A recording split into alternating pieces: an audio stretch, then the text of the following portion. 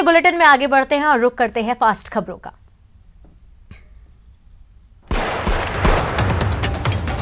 देश में पिछले 24 घंटे में कोरोना के 3,17,532 नए मामले दर्ज किए गए हैं, जबकि ओमिक्रॉन के केस बढ़कर 9,287 हो गए हैं।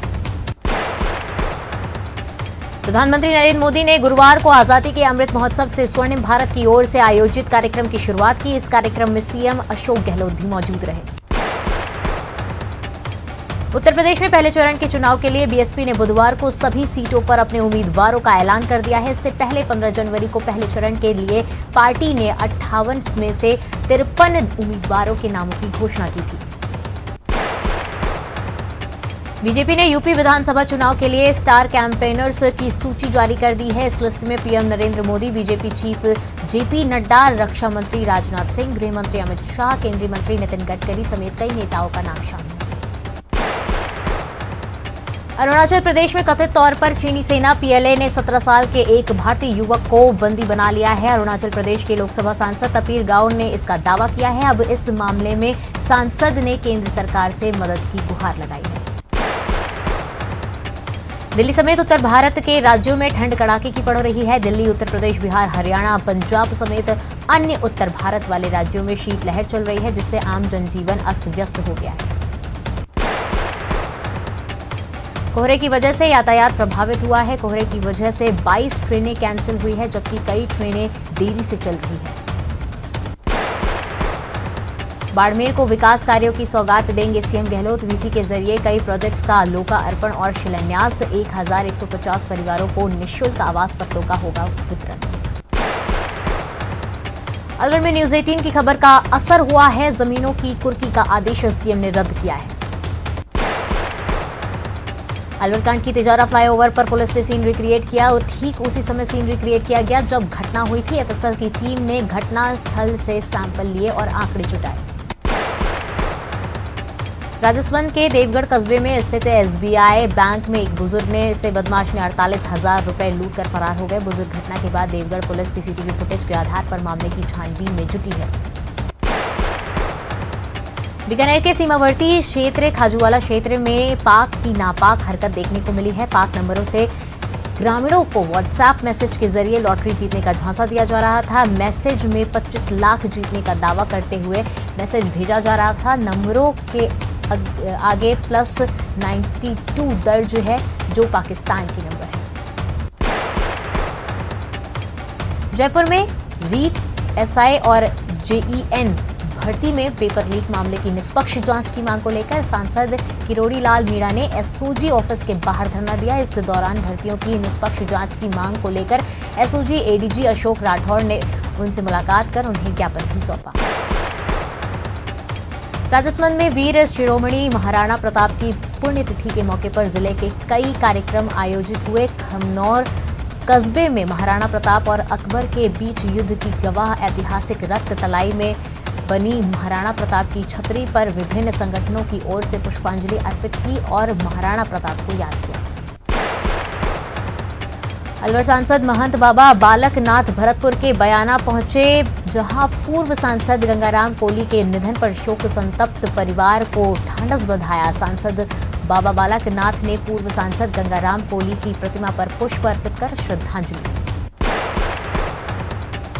जयपुर जेडीए के नए सचिव के पद पर वरिष्ठ आईएएस अधिकारी उज्जवल राठौड़ ने पदभार ग्रहण कर लिया है। उज्जवल राठौड़ का जेडीए पहुंचने पर जेडीए के आला अफसरों ने स्वागत किया। बांसवाड़ा शहर की इंदिरा कॉलोनी में स्थानीय पार्षद और एक अन्य व्यक्ति द्वारा किए गए अतिक्रमण को देखते हुए नगर परिषद के अधिकारियों ने उसे ध्वस्त कर दिया। अतिक्रमण हटाने के दौरान स्थानीय लोगों ने हंगामा किया, लेकिन परिषद अधिकारियों ने अतिक्रमण हटाकर ही दम दिया। अलवर नगर परिषद की ओर से शहर के काली मोरी से लेकर ईटाराणा पुलिया तक सभापति मुकेश सारवान के नेतृत्व में सफाई महाअभियान चलाया गया। इस दौरान क्षेत्र के करीब 10 ट्रॉली कचरा जेसीबी के माध्यम से एकत्रित कर भिजवाया गया। अलवर राज ऋषि कॉलेज में आज छात्रों ने अपनी मांगों को लेकर कॉलेज परिसर में हंगामा कर दिया और एकत्रित होकर कॉलेज प्रशासन के खिलाफ नारेबाजी कर प्रदर्शन किया। इस दौरान पुलिस प्रशासन भी कॉलेज परिसर में पहुंच गई, जहां हंगामा कर रहे छात्रों से समझाइश दी गई।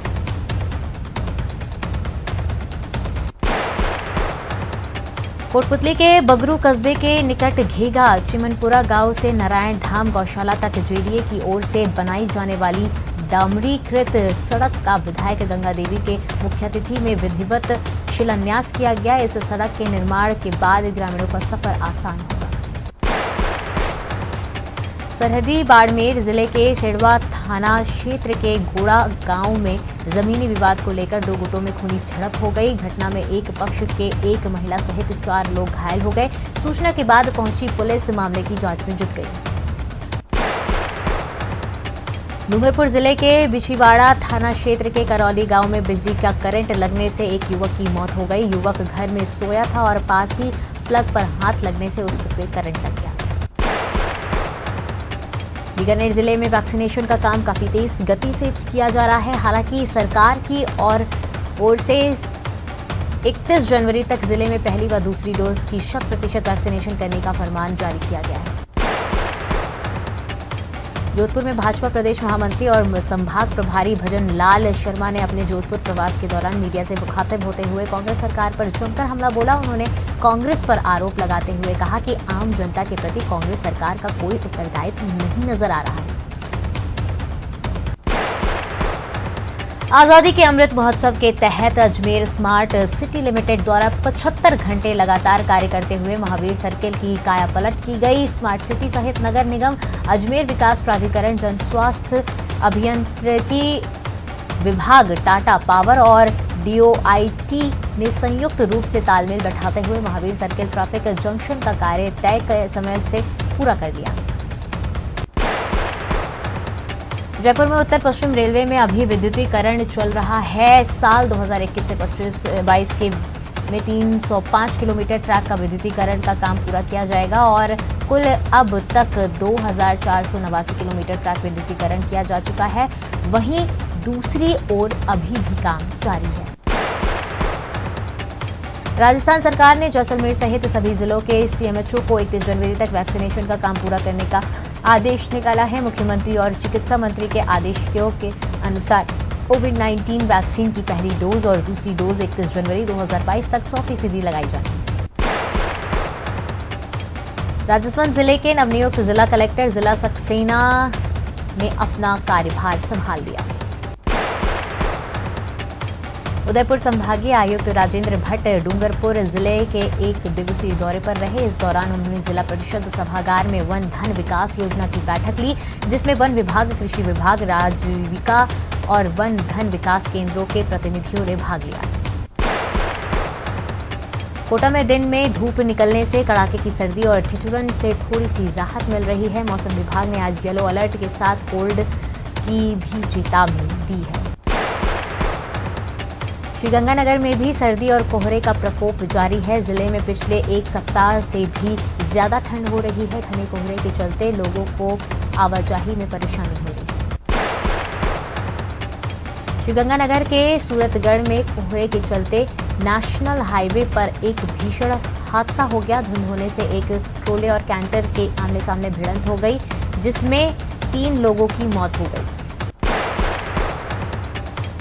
कोटा में बदमाशों के हौसले बुलंद है। देर रात को बदमाशों ने खेड़ी फाटक इलाके में बदमाशों ने एक कार में शीशे तोड़ दिए और फरार हो गए।